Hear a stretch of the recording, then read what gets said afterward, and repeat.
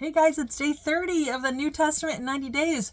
We have officially finished an entire month in the New Testament. Is that not exciting? Okay, so today we're finishing off the Gospel of John. So we're looking at John chapters 20 and 21. Yesterday we finished off with Jesus dying. Sad, right? He's dead. The guy is dead. Well, what John chapter 20 begins with is that there is a follower of Jesus, Mary Magdalene. She goes to the tomb of Jesus. She's going to be preparing his body with spices and all sorts of things. And she gets there and he is not there. He is alive, you guys. He is resurrected from the dead. And then she finds the other disciples, Peter and John. They run to the tomb. They go in. And this is the first piece that I wanted to share with you. It says,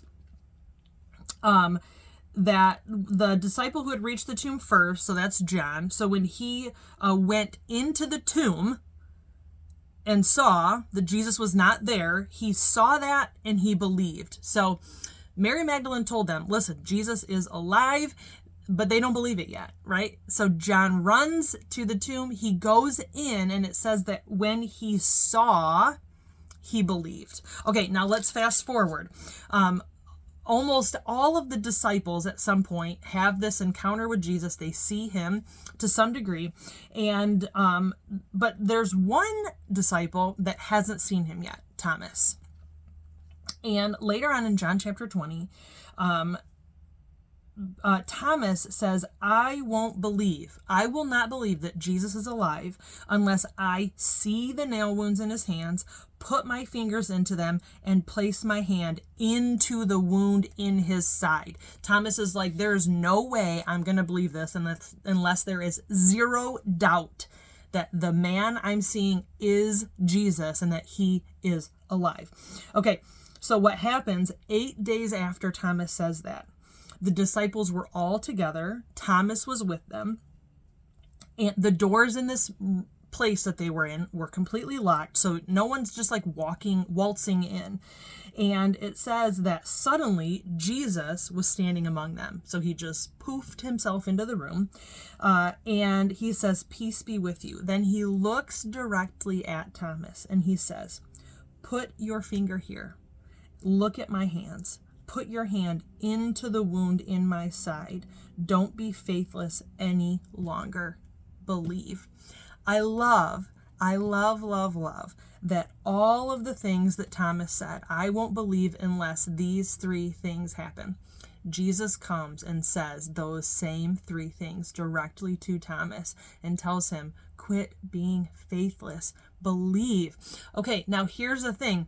In both of those instances, John getting to the tomb, Thomas seeing Jesus, they both saw, and that prompted their belief. But this is what Jesus says in John chapter 20, verse 29.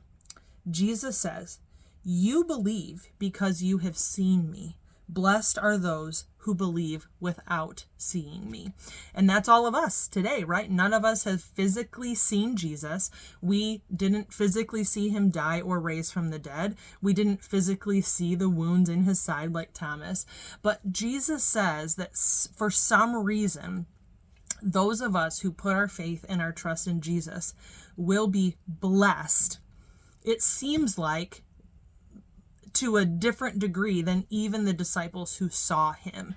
And so I know my life has been blessed by putting my faith and trust in Jesus, by believing even though I haven't seen him. I believe that someday I'll be even more blessed when I get to see him after this life ends and I get to see him on the other side of it. And I do just want to encourage you with that verse. If you are someone who has not believed yet because you have a hard time putting your trust in something you can't see, that Jesus says that if you do it, you will be blessed. So it's just something to consider.